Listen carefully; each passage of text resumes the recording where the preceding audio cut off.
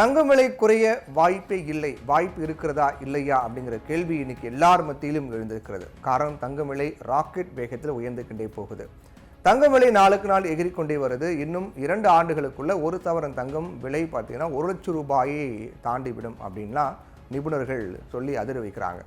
கடந்த ஆண்டு ஜூலை மாதம் தாக்கல் செய்யப்பட்ட மத்திய பட்ஜெட்டின் தங்கத்தின் இறக்குமதி 15 விழுக்காட்டிலிருந்து 6 விழுக்காடாக குறைக்கப்பட்டது. இந்த ஆண்டு மத்திய பட்ஜெட்டில் தங்கம் சார்ந்த வியாபாரிகள் மற்றும் தொழிலில் இருப்பவர்களுடைய கோரிக்கை என்ன அப்படின்னா, இறக்குமதி வரியை 6லிருந்து 3ஆக குறைக்கணும் அப்படிங்கிறது தான் அவங்களோட கோரிக்கையாக இருக்குது. இப்படி செய்தால் தங்க விலை குறையுமா அப்படிங்கிறது கேள்விக்குறிதான். கடந்த ஆண்டு மத்திய பட்ஜெட்டில் இறக்குமதி வரி குறைக்கப்பட்டது தான். இறக்குமதி வரி குறைக்கப்பட்டால் தங்கம் விலை குறைய வேண்டும். ஆனால் அப்படி தங்கம் விலை குறைவதற்கு முன் சர்வதேச அளவில் தங்கம் விலை அதிகரித்து விட்டது.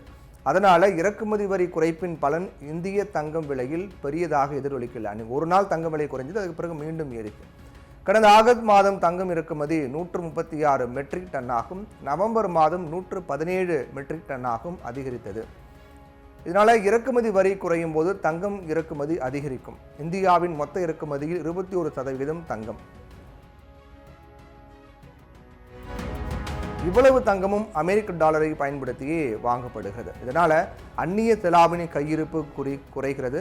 இன்னொரு பக்கம் பார்த்தீங்கன்னா டாலருக்கு எதிரான இந்திய ரூபாய் மதிப்பு வீழ்ச்சி அடைகிறது.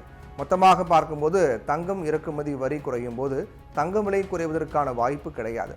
இது மட்டுமல்ல, சர்வதேச காரணிகளும் டாலர் மதிப்பும் கூட தங்கம் விலையை ஏற்றிவிடுகிறது.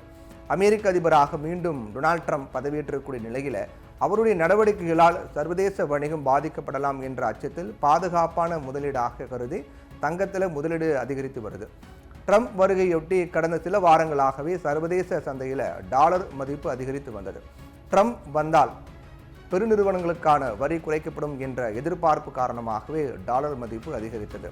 ஆனால் கடந்த ஒரு வாரமாக சர்வதேச சந்தையில் டாலர் மதிப்பு கணிசமாக சரிந்திருக்கிறது. இதுவும் கூட தங்கம் விலை கணிசமான அளவுக்கு அதிகரிக்கும் முக்கிய காரணமாக இருக்கிறது. அதே நேரத்தில் இந்த காரணிகள் சரி செய்யப்பட்டு விட்டால் தங்கம் விலை குறையுமா அப்படிங்கிறத விட இப்படி ஜெட் வேகத்தில் தங்கம் விலை உயர்வது கட்டுப்படுத்தப்படும் அப்படிங்கிறாங்க நிபுணர்கள்.